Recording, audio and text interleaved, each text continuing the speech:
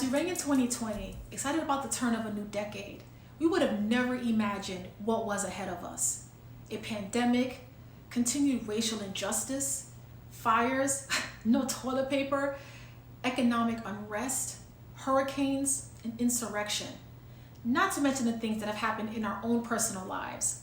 Job instability, a family member or friend getting COVID or passing, being away from your spouse as I was because of COVID, the anxiety of living through such an uncertain time, or becoming overnight teachers while maintaining our own work. At almost 40, I consider myself to be in pretty good health. I work out, eat a balanced diet, and try to get decent sleep. In late September, I noticed my pelvis was bloated and immediately thought, I need to stop eating those extra cookies and do more crunches. As the bloating didn't go away, I went to the doctor. After a few tests and an ultrasound, I found out that I had a 5-pound fibroid in my stomach that was the size of a football and pressing against my right kidney. With surgery being my only option to remove it, I began to plan for it, which the surgery did take place successfully in late December.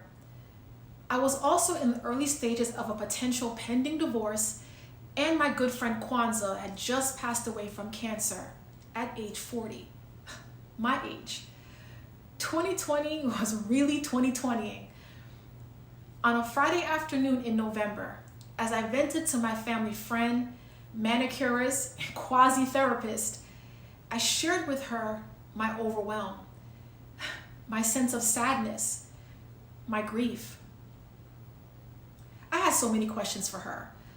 Like, what does it even mean for someone so young and healthy that they can pass that way? What does it mean for my own health?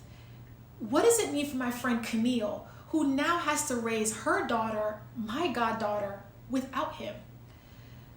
Over the nail bowl, she looked up at me and said, "Who are we if we've never been through anything?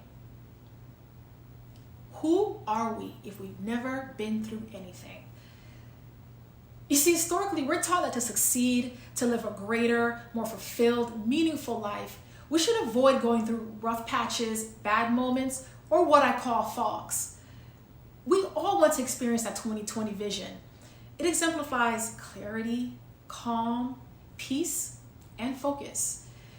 Having 2020 vision means instead of spending our time avoiding our fogs, but to embrace them, stand strong in them, and go right through them.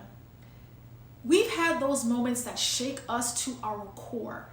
The painful catalysts that kind of entice us to transform. The ones that set the tone for our next life chapter. The ones that cause us to pivot. The ones we never forget. You see, in hindsight, I realized I spent a lot of my own time avoiding what I thought was failure. A recent study showed how resistant we are to change and uncertainty, where we tend to look for certainty in almost everything that we do, forgetting that almost everything is uncertain. When we resist negative emotions in response to bad experiences initially, we're more likely to experience similar negative moods or symptoms in the following months, as opposed to people who fully embrace their emotions up front. The study found that habitually accepting negative emotions added up to better overall psychological health over time. You see, our negative coping mechanisms, avoiding our feelings, or trying to numb them can actually interfere with the development of our own self-belief, which is key to our self-esteem. They can reduce reality, kind of oversimplifying itself, excluding real depth or sidestepping the rich complexity of our lives. But when we embrace our difficult situations and learn not to avoid them, it increases our understanding of self-truth, self-awareness, and even our wellness. We know our lives are made up of good and bad experiences as we kind of toggle between them. But how can we capitalize on our fogs as almost gifts instead of letting them take over as only negative experiences? What do we do when we find ourselves feeling stuck, frustrated, can't see clearly, or find our way out? Growing up, I thought I had to follow the status quo. Go to college, graduate, find a job making a lot of money, no matter the cost of my true fulfillment. I thought success was based solely on how much money I made. But growing up in a Jamaican household, if you didn't become a doctor or a lawyer or an accountant, you were pretty much a disgrace to the family. So I did what anyone would do in that space. After 10 years in accounting, feeling unfulfilled, and a lot of lessons learned, I went the unpaved route. Day by day, I help students become entrepreneurs. And by night, I became an entrepreneur after getting laid off 2 times in 2 years and Google as my main source. When you start your own business, don't have any employees or any money, your first employee becomes who else? Mom. So a couple of years ago, my mom and I were on a mini road trip to Tampa around 5 a.m. for a pop-up event. The road we took is called Alligator Alley. Now this road is extremely dark, isolated, and swampy. For about 45 minutes, we drove through this deep fog. Fog so deep we could barely see in front of us. We even thought about turning back. But as my heart raced, fingers gripped the steering wheel, my mom sat next to me nervous. We took our time, drove through the fog, and I was reminded of 4 things that day. I reminded myself of those same 4 things recently over these last few months. Number 1, be flexible on your journey. Fogs allow us to slow down, change lanes, rest, or even pause to gain insight. Our journeys aren't linear, but grief and hope can coexist. Our fogs kind of create movement for us. They challenge us to think of who we are now and take inventory of who we want to become. Number 2, be led by your faith. You won't always see the finish line, but our fogs can teach us to move with caution and be more intentional.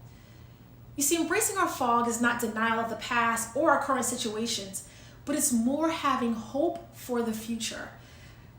I was reminded that faith leaves room for surrender. Number 3, fog is temporary. You'll be uncomfortable, stretched, and sometimes unsure. I got the most amazing advice from friends, like, this too shall pass, it gets better. But while you're in the midst, that's the last thing that you want to hear. But we can choose to almost remain still in our fogs or forge right through them. It's moments like these that have taught me the most.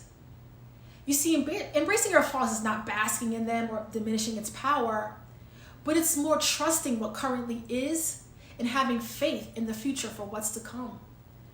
And lastly, number 4, don't go at it alone. Even with one person that helps you navigate through however they can. Those that comforts us, nurtures us, but also holds us accountable. I was reminded of how appreciative I was of those on my journey with me. Even my friend Carlene that brought me prune juice during my hospital stay post-surgery. You see, these aren't tools wrapped neatly in a bow, but they're more like prompts that can help get you through. Who am I after I've been through my fogs? You see, in hindsight, I'm reminded that the breakthroughs we seek are often gifts found in the fog we try to avoid. But it's not solely the fogs that give us room to be greater versions of ourselves, but it's more like the effort to heal and work through them that allows us to come out on the other side, our own effort. We can gain the opportunity for growth, resilience, openness, newness, and even hope. That's how we experience 2020 vision, to dive deeper into our personal and better truths. You see, I realized that we are truly the guardian of our own light.